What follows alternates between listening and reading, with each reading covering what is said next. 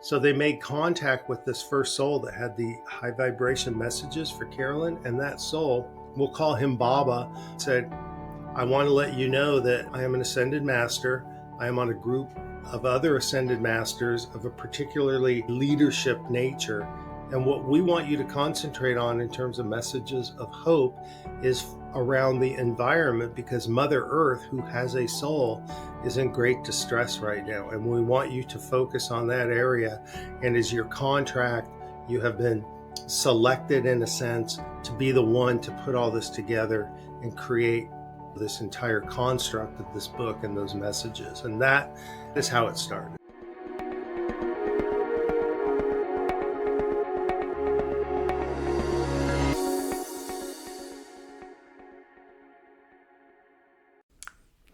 Guy here. My awesome guest today is John Thomas.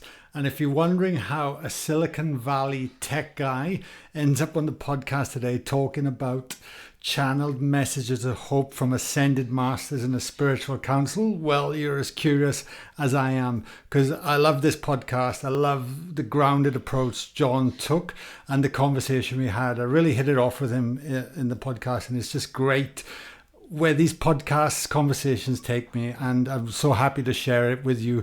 The one thing I want to say as well is that I'm very proactive on a conversation around giving us hope and inspiration, and not so much based upon fear and sometimes the things that can be found on YouTube, especially just to get a free click or clickbait as well. That is not me at all. What I want to be doing is putting out messages that we can all aspire to and make us better humans in our life. And if you enjoy this conversation and you feel it's enlightened you in some way, please be sure to leave a comment in the show notes below, hit a like, subscribe, share it with a loved one, help the algorithms, help me continue to get these podcasts out there. They are reaching more people, and it's only because of this collaborative approach. Let me get my words out. Anyway, enjoy this podcast. If you want to know what we're up to with Live and Flow in 2025, can you believe 2025 is upon us? All the links are below for our retreats in Bali, Croatia, free meditations, courses, coaching. We're here for you. Much love. Enjoy this conversation, and I'll see you soon. Welcome to the podcast. Guy, pleasure to be here. Thank you. When Sarah sent me, it said John Thomas, and I was like, oh, is he Welsh? Because is a very common Welsh name, because I'm from Wales originally. But I thought, oh, he has to be a good guy when bringing you on. But yeah, we'll just go with that. Yeah, I'm always intrigued when your book came through, channeled messages of hope, and I started exploring, and I found it very it's a fascinating topic, which we're going to dive into today. But I'm interested, if I'm not mistaken, you've got a tech background, and how does one end up doing what you do, end up involved in a book like this? Well, first of all, my wife, Carolyn, she's the primary author. She's the inspiration. She's the idea. And she kind of brought me in. And if you'd like, I can go into the short story of the genesis of all this. So Carolyn had a friend, Sam Larkin, who's on the cover of the book. Sam Larkin is a channeler. Sam does an interesting type of channeling we would call voice channeling, where a soul, she can invoke a soul. It will come in, it will actually take over her vocal cords, and we can hold a conversation with that soul directly, a dialogue through Sam. And we do, and Sam has no recollection usually afterwards of the experience or the content or that sort of thing.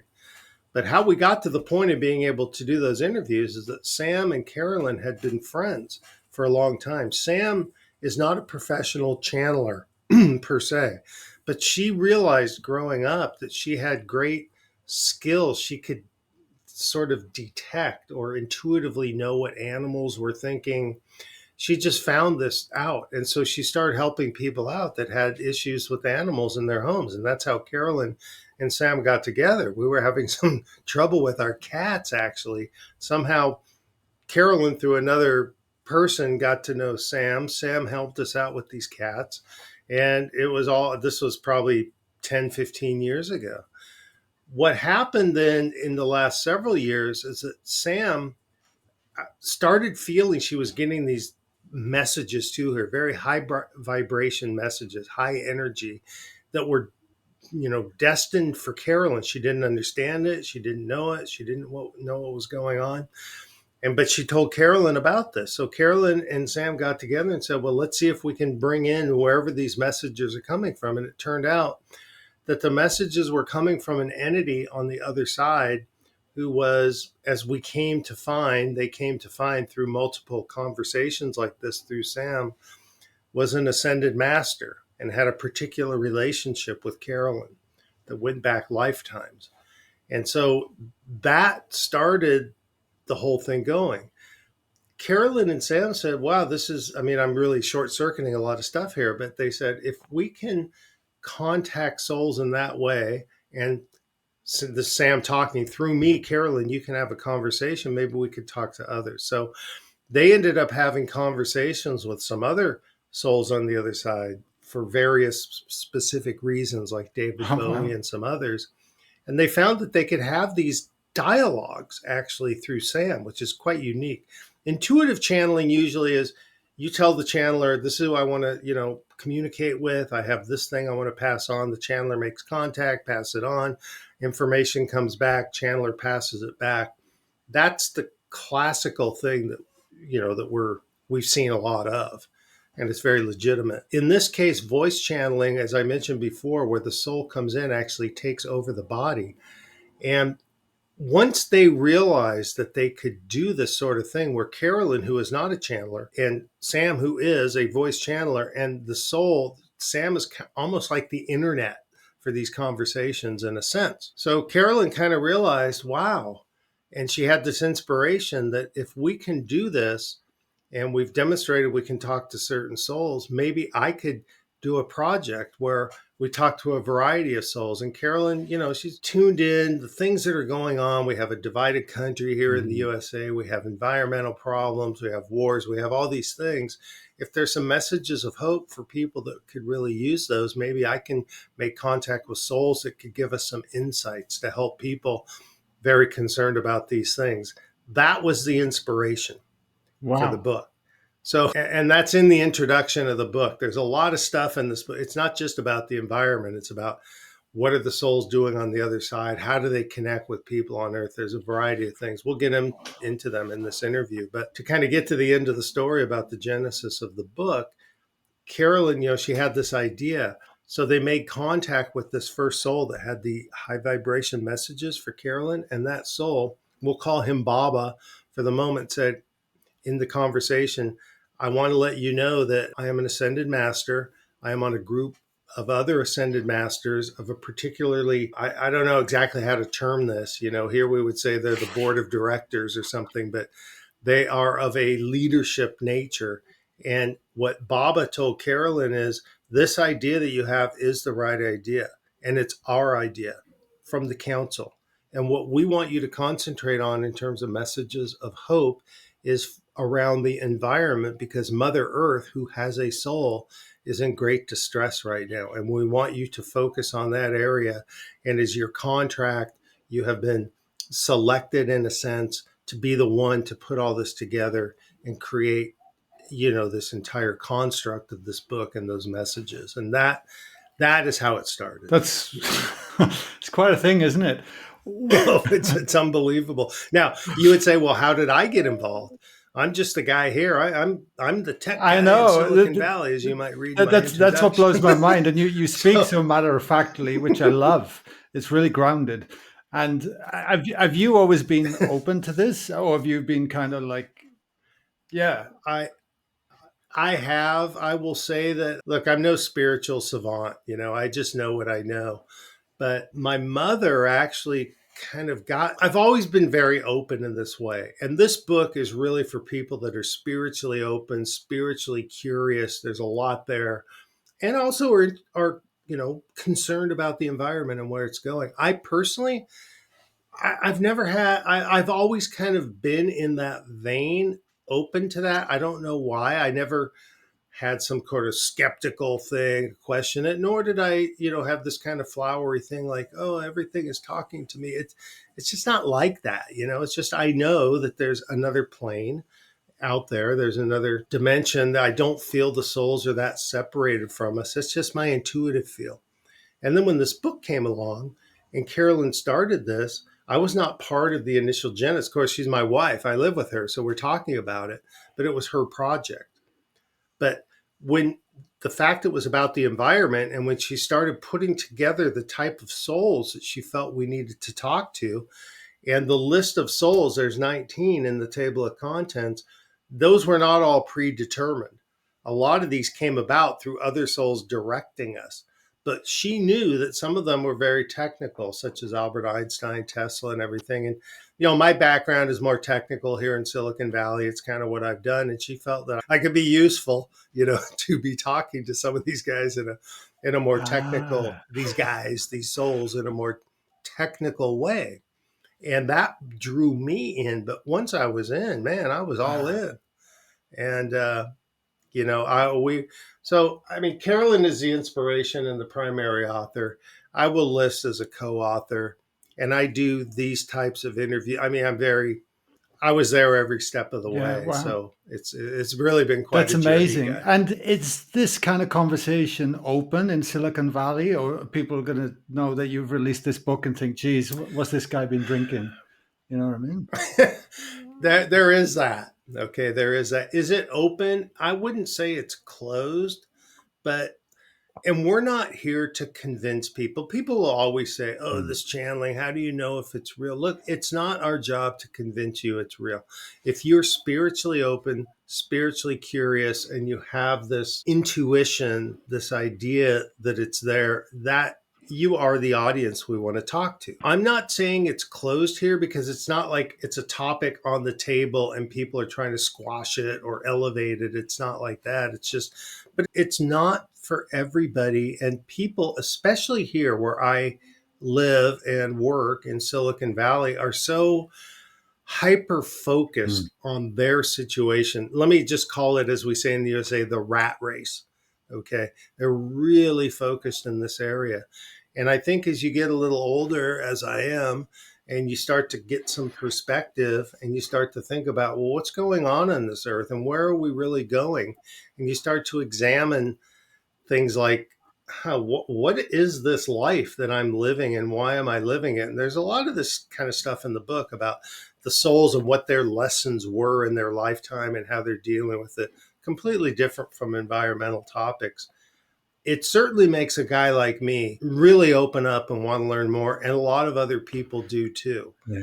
But it's not a general topic. You're not going to see me sitting down at Barnes and Noble in Santa Clara. I mean, maybe I will. Why You not? never know. Right.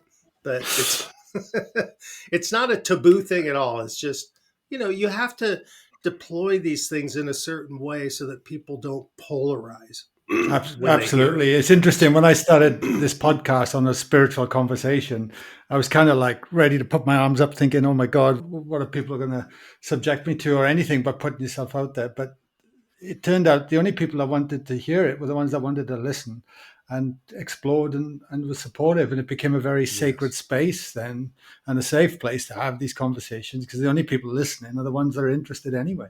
So it's, yeah, That's yeah. very well So stated. I'm curious as well, because I want to dive into the Ascended Masters and the souls who you had in the book and everything.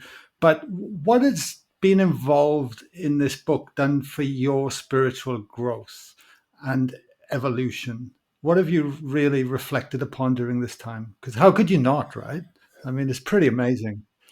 Wow, I appreciate you asking that question, because there has been a lot of that. And for me personally, what the souls have told us and explained to us is that they live their lifetime, which is a bunch of human experiences. Do your best with it. But there are lessons, there are challenges you face, there's ways you respond to those challenges. And how you respond to those challenges are part of, as I have learned through these conversations, part of your growth. I mean, you're here on this earth to try to have all these experience, grow, and this is my belief system. And you may come back because there's other things you now need to work on. But for me personally, Guy, it really made me cognizant of in my own life. Like, for instance, you will hear people say, why does this keep happening to me over and over? I pick the same kind of partner, I have the same kind of relationship, it ends the same way. And I started realizing as I looked through my own life, and I could look at my life and say, wow, I mean, I'm a very fortunate guy. I mean, Carolyn, my wife, I love her. We live in California here. We go to the coast, we do all these things. But I have had a lot of challenges in my life. And now, as I realize and I look back at these things, I see there's some repeated occurrences of how I have dealt with some of those challenges that have made me have to redo them.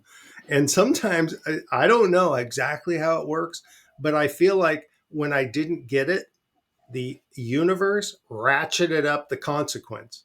And then I would go through it again. And then if I didn't get it, the consequence would ratchet up. And I've had a few where the consequence was like, oh my God, this is the lesson.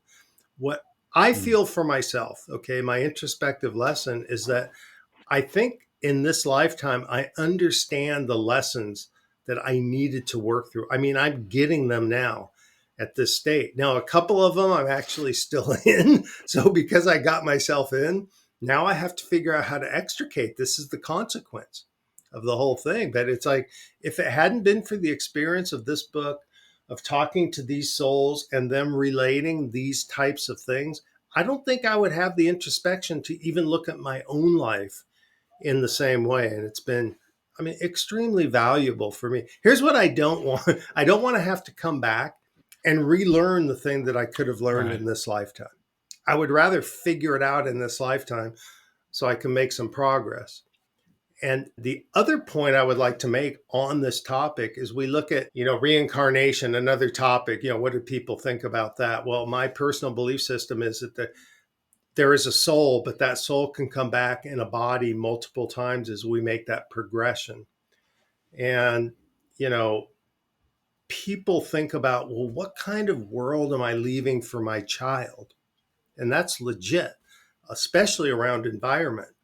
But I also would ask people to think also, what kind of world am I leaving for me? If I have to come back to work through some other things, maybe I can do some things now in this lifetime to kind of help this earth, try to make my incremental, contribution so that it's at least a little bit better next time I have to come back to it. That's a realization I did not have before the start of Wow. this book. Wow. It definitely makes you become more aware, doesn't it? It's Much interesting. I more got a little aware. note Yeah. here from something about souls are back in the body now, even the persona of a particular lifetime, like John Muir, who is on Earth. Mhm. Would you explain a little bit more about that? So this is something that as we started on the soul interviews, we got better and better about asking them about more and different things. And this concept that you could be talking to a soul, for example, John Muir, the persona of John Muir. And so we started asking, well, wait a minute, John, we're talking to you as John Muir, but are you back in Earth now in a body? And he told it, I mean, in a very matter of fact way, these souls, you ask them, they will tell you. Now, some are a little cagey. The ascended masters like Baba, they're not going to reveal everything. But John Muir said, yes, I am back in a body right now. In fact, I'm an adolescent, I'm a young teen, I'm a snowboarder near I'm in Alberta. Now look, I didn't get the address. I couldn't like look it up on social media, so I don't think they would have gone that far. But I'm like, I was stunned. Pado Lake? What the heck? I've never heard of that. Alberta? And boy, right after that interview, we looked it up. He had described the way it looked, and it was as advertised. Wow. And that wasn't the only one. I mean, Albert Einstein wanted us to talk to Maleva Einstein. We were talking to Albert about nuclear fusion and some of these things. And we always learn to ask the souls, who else should we talk to? He said Maleva. We're like, Maleva? This is, again, how did the table of contents come together? It wasn't predetermined. Souls oftentimes led us to others. And I'll make this a short story guy, but Maleva was Albert's wife who they divorced, but she was his wife, on Earth when he was going through all of the theory of relativity and all that. And she was as big a contributor as anybody scientifically and technically to his works. The reason he wanted us to talk to her is that she was never given credit for those works because in that day, women were not respected for Wow. technical contribution and things like that. So even though she was brilliant in her own right, she contributed greatly in her way, she was never given that credit. And in fact, Albert and Mileva had a son, Edward, who had schizophrenia. So when they divorced, it was left with Mileva to raise Edward and figure that whole thing out. So not only did she not get any credit for her technical contribution, she was left with the heavy lift of taking care of the mentally challenged son. Albert wanted us to talk to Mileva to, as his way, bring that story to the surface. It's part of his lesson, was really to understand that you have to be like this with your partner. Okay. And my final point on that is, so we asked Mileva, well, are you back here in a lifetime? Not only that, she told us exactly how many lifetimes she had. She said 122. That was really kind of like, wow. But she's in a lifetime as a psychotherapist in India. All she would say is, we can call him David, but he is working with mentally challenged, people in India because of the experience she had with Edward with schizophrenia and all that stuff. So she came back to make a contribution there. This is the kind of stuff that you get reading through these interviews, which absolutely Isn't it? fascinates Now me. I'm guessing the snowboarder and the guy in India don't know who they are from past lives. I would for sure doubt it. I don't think there's any connection. I don't think people, Mm. I don't know. Okay. All I know is what I've heard from the souls and what I can surmise. But I think that soul is from source. And there are multiple lifetimes people coming down to it. But I don't think, at least I haven't seen any evidence that a lifetime can understand the lifetime they came from. Now, you can get some spiritual counseling. Possibly you can talk to people that are psychically gifted and they might relate some experiences you may have had in a previous lifetime. This has happened for me, but like, I mean, I don't know if I could ever find this young man in Alberta and say, do you Yeah, know that John Muir was in your lineage? That would probably be not something that I probably just, run very quickly. Yeah, I no, just can't it's see the that. whole thing's my head just goes like, wow, like of all the I possibilities. know, I know. If you need Yeah. some duct tape, I have some over here. So then with the book, right? You mentioned like the ascended masters coming together, almost like a boardroom, CEOs or whatever it might be coming through. What was their Yeah. intent then by coming together like this? Well, first of all, there is an afterword from the council in the book. And from what we can try to put together, what is this council? How do they differ from other souls that are coming in and going out? What we can, put together here is that they are fully ascended. They're not coming back in a body. They are people like Baba. St. Francis is in our book. I'm convinced St. Francis is on this council, although these council members, except for this Baba who keeps himself very kind of behind the curtain a little bit, they won't tell you a lot about it. But the council appears to have some, to use kind of human terms here, some policy setting influence. Okay. And when they came up with this idea that messages of hope should be focused on the environment, and Carolyn was selected to be the one to carry the messages, they were reacting to what, as was explained to us, they felt, and this is in the book, you'll see it in the introductions, what they felt was a real issue that Mother Earth is feeling very underappreciated. Maybe I could even go so far as to say abused, reflection of the way man is treating man, and then the way the earth is being treated. And the earth is reacting a sense in anger right now. And we're seeing it. People, climate change, we're seeing extreme weather, we're seeing extremes on all parts of it. And it was explained that a lot of this is that Mother Earth is reacting in a very angry fashion because of the way that we're actually treating each other. And as a byproduct of that, man placing himself higher, treating each other badly, we're just not taking care of Mother Earth. And I personally feel that it feels Yeah. right to me.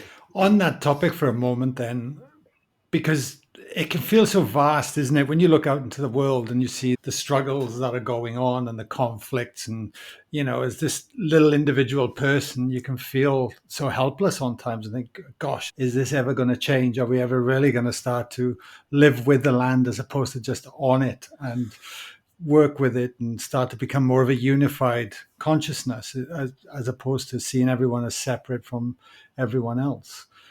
What do you feel, or even with the book has come through, and how do you see these things moving forward in the future? I mean, that's a really good point because we, as just like one person, you can feel despair. You see on TV the ice caps are melting. All you Mm. see is bad news. And then you think about like my kids, or like I mentioned before, right? If I was worried about my next lifetime, I have other things to worry about today than that right now. But what came through, and when you look at our table of contents, we have everything from policymakers to preservationists, technologists, and spiritual leaders. And I can tell you the spiritual leaders, Wayne Dyer, St. Francis. St. Francis really made it clear to me. And the way he made it clear was he said, look, we are all one. Not everybody looks at it that way, but we as people, animals, plant life, the earth, we're all connected. And so we need to revere and respect each other in the way that if we truly felt connected to all this, we would have a lot more respect for that. If we have that attitude, that's like step one.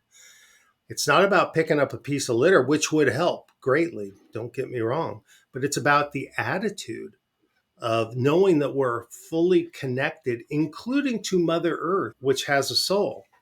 And, Wayne Dyer would say that Mother Earth is seeing that we are not treating each other well. And there's an anger in the way that just humans are interacting, and it's reflecting, kind of to Mother Earth, as I mentioned, which has a soul. So the first thing we need to do is understand that we're all connected. John Muir said, look, if you treated this earth like it was a church, have that level of respect, you would have a different way, of probably operating through your day. I can point out practical examples. Look at the pandemic. In the pandemic, what happened to the Mm. air quality over, let's say, Beijing? And China is a big abuser of pollution, all that kind of stuff, because there's an economic aspect to all this. If you read through the policymaker interviews in this book, you'll see they have much more practical why things are happening on earth right now. But during the pandemic, the air quality cleaned up dramatically in a short time. And you could go to people, you could go to souls like Gandhi, who would say, look, we just need to all kind of slow down a little bit, which is hard to do, especially where I live in Silicon Valley, where everything is go, go, go competition. But if we would treat the earth like a church, know that we're all connected, and I look at it like this guy, it's like, what if for the next month, what if all of us said, we will not litter? And if we see a piece of litter, one piece, we'll pick it up. I'm telling you, I know that this would change the environment, the world that we live in. And not just because litter would be coming off the ground, and it would be because people are changing the way that they Mm. think. And so for us humans, there's many small things each human can do tactically. Policymakers would say, write your legislators. There's a variety of things in the book that you can read. Jacques Cousteau on the oceans are so important, and many people are working on technical innovations. I don't want to leave this out before our interview is over, but there are many technology innovations coming through for clean energy, replacing things that are polluting the environment, et cetera, et cetera. The younger generation, I'm the older generation, even though I work in a startup where we're trying to do things environmentally sustainable, but the younger generation is working on this. But really, it's a mindset of people to treat each other better and treat each other as if we're all connected, which means we'll treat Mm. the earth better. And that may sound a little bit like that's kind of a little bit high level, but I really do believe No, that that's I true. believe I believe in everything you say, and it all starts with ourselves ultimately. And as we can be that version of what we want to see in the world and start honoring that, become more aware of our own patterns, behaviors, and belief systems, then the change begins. I always think about Wayne Dyer. He would always talk about, I think it was like almost just 1% of humanity. If that consciousness, if then there'd be a tipping point, there would be a shift that would ripple through the rest of consciousness. So Yeah, that's I think inspiring. so. Yeah. And So, yeah. Wayne Dyer is one of the noted spiritual leaders that we talked to. Actually, it was one of Carolyn's, again, Carolyn, the principal author, one of her most moving interviews. And by the way, if anyone we talk about the interviews, we held that dialogue. We recorded all that dialogue.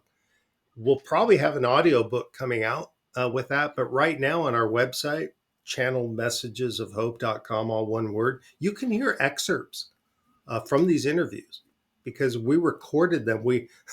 Sam, we did a Zoom session. Sam was remote. She was an hour away. And we would do Zoom sessions where Sam would invoke the soul. We would have the conversation. We would record the audio. From the audio, book was wow. created. And so Sam would record for what, an hour at a time? Would she go into trance? Well, the way this worked is that Carolyn, who is not a channeler, but Carolyn would have her idea. And like I said, some souls led us to other souls. For instance, Theodore Roosevelt said, you have to talk to John Muir, for example. Nikola Tesla said, you need to talk to Samuel Clemens. There's a story there. But what we would do is when there was the interviews came up, and this happened over about a 6-month period, and Carolyn would determine that's a soul we want to talk to. She would do deep research, read a lot of books. Wow. She would create the framework of the conversation. These weren't just, as we say in the USA, willy nilly. I mean, there was a lot of background that led into the framework of how we wanted to, talk to that soul. And we would then let Sam know, but usually only a day before. Here's the soul we're talking about. Here's a picture. Oftentimes, Sam didn't know anything about these souls. Sam lives here in the Bay Area, here in California. She works in financial services. She's not a tech, Silicon Valley. So Nikola Tesla, okay, I know Tesla. I see all these cars around here. But we would let her know when we went into the session with her, we would have kind of an invocation process where she would bring the soul in. That usually took about a minute.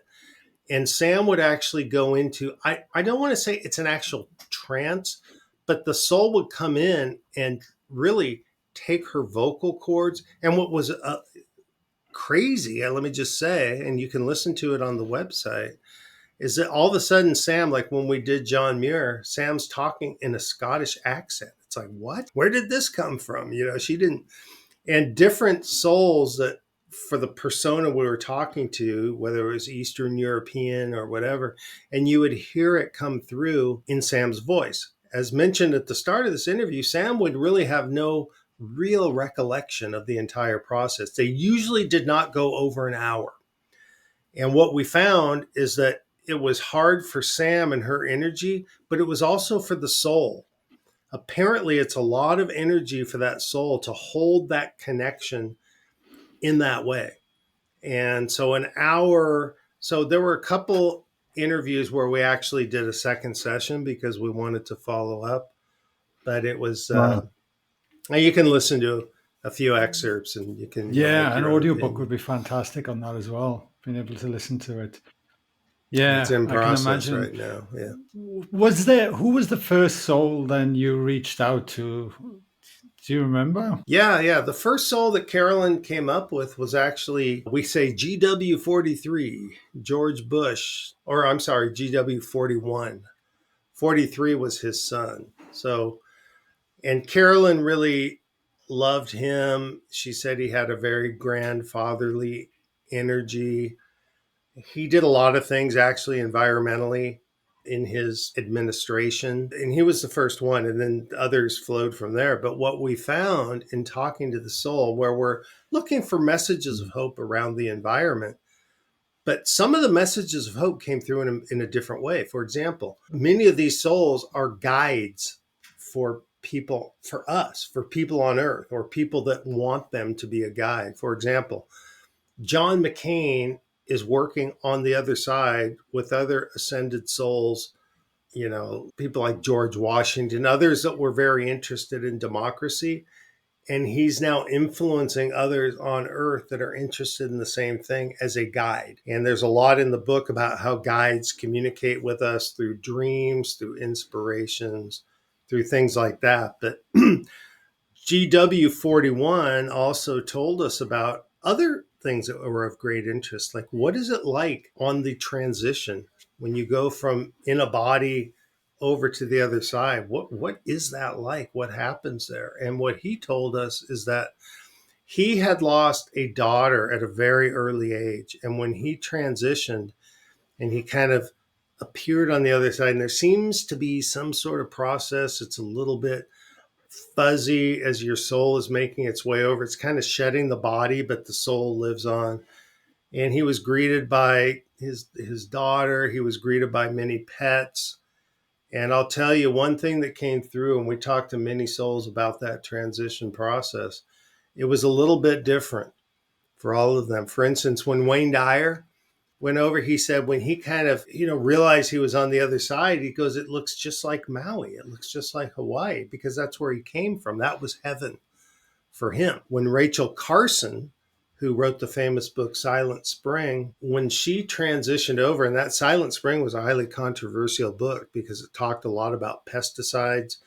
In its day, she got a lot of pressure not to do that book. She did it, big oil, et cetera, didn't want her to do that. But when she transitioned over, she said she was greeted, as related in the book, by a million monarch butterflies. And I'm guessing that was probably an appreciation for what she did for wildlife. There was a particular pesticide at the time called DDT.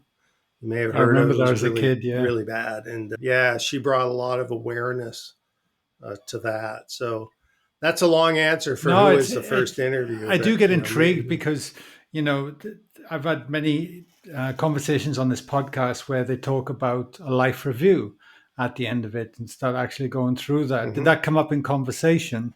And did they even speak about how do they take on the lessons? Because maybe some of the souls hadn't learned the lesson or the final lesson that they were meant to, or they did, and then how do we take that on board? Moving forward. Oh, that definitely came up. And so I don't know. I don't know. I guess we'll all Yeah. find out later, right? But it's like when you're in your life experience here in a body, is there a final thing that you're supposed to figure out? I'm not sure, because we do have this thing called free will. Okay. And so we can make life choices. At the same time, what's become clear through all the soul interviews is there are particular things that maybe we came down to work on. We may or may not work on those. Here's a really good example of that. Carolyn, in her research, decided she wanted to talk to our former president, Richard Nixon. You might recall Richard Nixon of Watergate Yes. fame from way, way back. Now, many people, this is in many podcasts like this guy, many people say, well, Richard Nixon, Okay. especially USA people. But if you look at his administration, the reason Carolyn wanted to do that is because in her research, she read the 1970 State of the Union address from Richard Nixon, which was all about the environment. He was decades ahead of his time in terms of where clean water is going, where clean air is going. He set up the EPA. This man did many great things for the environment. He's remembered, in a bad way, for the Watergate stuff. But Carolyn wanted to talk to him because he was ahead of his time. Well, it was explained to us, and I think it may have been Wayne or another soul told us, oh, Richard Nixon is in deep review. You'll never get him out right now. Well, we tried. Carolyn was terrified, but she gave it a try, and Richard Nixon did come through. He didn't come through fast in the way like Theodore Roosevelt. Sam told us Theodore Roosevelt rode in on Cleo. Cleopatra was his famous horse. Okay. He was a big, Rough Riders and all that. Richard Nixon, it took a while. And finally, you heard this very, I don't want to say meek, but reserved voice answer. And the first thing he said is, why do you want to talk to me? This was Richard Nixon, the soul, talking. So Carolyn explained why we wanted to talk to him. And then he kind of warmed up a little bit. But what he told us is that he's been in a deep review because in his lifetime on earth, he was a man of great arrogance, abused power, had to win at any costs, great hubris, that whole thing. This is what we recall from Watergate. And his life review was about the destruction that caused. And so that when he goes back in his next lifetime, he can work on not having to go that direction. Another policymaker, Ronald Reagan, on the other hand, what he told us is when he was on Earth, what he's realized now in his review is that he was always kind of putting out this false persona. He was always hiding behind something. And when you look at his history, Ronald Reagan, he was an actor first, which makes sense. Then he went to be president, but he told us, I never, and this is all in the book to be read about, I never felt like I was really putting out my authentic self. I was always hiding behind something. And in his next lifetime that he's planning through his review process, he wants to work on putting out a more authentic self. Interesting. Now, Guy, if we have time, I can give you Please, one I'm more loving it. example you Yeah, might be go. interested in. Okay, Oh, Nikola Tesla, prolific inventor. 6 a.m. to midnight, he's in the lab.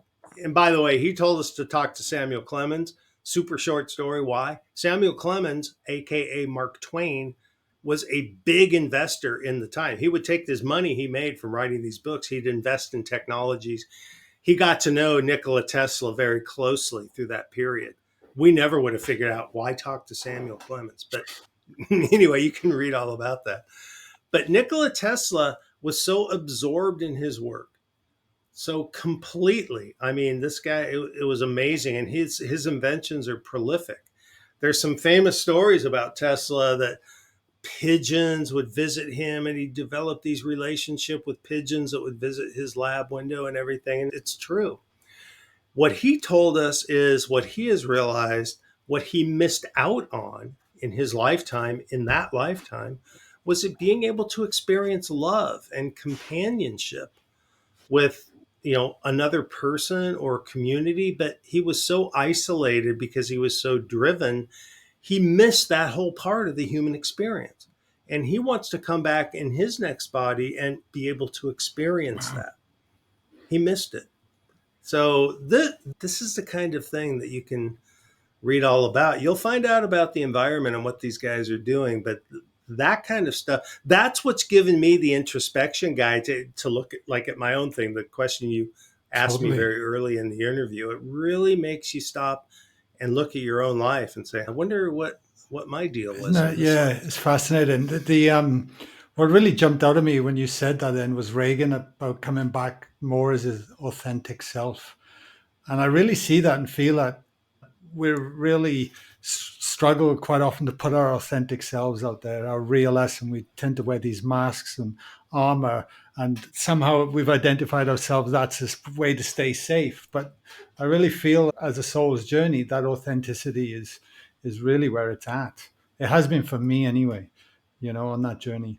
I do think you're right. And especially like around here where I live, Silicon Valley, where the aura of success needs to be, my kid goes to Mm. this famous private school, there's all this usual kind of stuff that we as humans experience. But, I don't know. I mean, people have different personalities, and what attracts us to the other person is when they show a particular vulnerability or that authenticity so that you feel like, wow, I really know that person. And maybe they're actually interested in me and I want to be, I can learn from that person. Or I just feel this, this attraction that I want to get closer to that person. And I think that the way society works now, even St. Francis had comments about social media and the way that social media is a vehicle for people to step back and isolate, and not have those kind of communications. I'm not saying social media is I bad. Look at know. us right Yeah. now,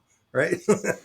But there is a balance. Just as the environment needs to be in balance, us as human beings, spiritually, emotionally, physically, that balance is actually critical. When things get out of balance, whether it's for the environment or maybe even personally for myself, if I get out of balance in any one area, there's these forces that are trying to push me back to the middle because it just Yeah, doesn't feel good. absolutely. I couldn't agree more. So the book, is it out for sale? Can it be purchased now? Has it been released yet? Yeah, Oh, the it's book is out. definitely out. It's out, and our website, www.channeledmessagesofhope.com. It's on Amazon. If you go to the website, you can read more about it. You can hear those Yep. excerpts that I'm talking about from like 9 different ones. So you can easily buy the book in that way. And really, let me just say, Guy, that, our goal with this was simply for people that are spiritually open, spiritually curious, and really, care about the environment. This is not the only book in this series, but these are messages of hope more geared to the environment and giving people at least a sense. Is there anything Mm. I can do individually? Well, yes, there is. And a lot of it is about attitude. There's also a list of things tactically that they can do. But for those people that are really looking for something like that, our goal is just we want to make people aware that this is out there and it's there for you. And I hope you check it Absolutely. out. I mean, that's why I got you on the podcast. I was trying to share it as many people as possible because we need more messages Yeah. of hope, that's for sure, which I'm definitely all about. Last question for you. So, with Mhm. everything we've covered on the podcast today, is there anything you would like to leave the listeners to ponder on, John? I think the main thing I would like to leave the listeners with is that we have so much bad news. And at least I'm in the USA, okay? Everything just the news, everything is coming through, and it can leave us in a state of despair about many things, the environment just being one. And there are spiritual solutions. I mean, Wayne Dyer even wrote a book, there's a spiritual solution to every problem. I'm not saying that's like you snap your fingers, it's going to be taken care of. But for those people that, are spiritually open, curious, care about the environment, want to learn more about, even in this lifetime, let's say over and above the environment, this is like the introspection I've come to personally of things I can do in my own lifetime to try to improve my experience and the experience of those around me. I think this book will be uplifting. And I think there's a lot of learning. People, I mean, when you start looking at how does it work for the souls to be guides? Can I have a soul be my guide? The answer is yes. We talk about that. What's it like on transition? Should I fear that? Absolutely not. It's pure love when you get to the other side. There's a lot of Mm. descriptions about that from different souls. So I just think there's a lot of different things here for people that are in that demographic of the spiritually open, curious, care about the environment. Carolyn will have another book coming out probably next year or something around that time frame. Maybe it'll be about forgiveness. Maybe it'll be about overcoming life challenges. I'm not sure. But if you read this book, I think you'll get a really good feeling that can really, really help you about navigating just this Yeah, lifetime that we're in. fantastic. And I look forward to the Audible version because I have a 10-month-old son, and I can assure you, listening to an Audible pushing a pram is much easier than trying to read a book. Yeah, well, what what we're actually doing on the audio version is we're taking the true transcripts and we have to clean up the audio to make it Yeah, acceptable for an audio book. But you'll hear the interviews amazing. as done.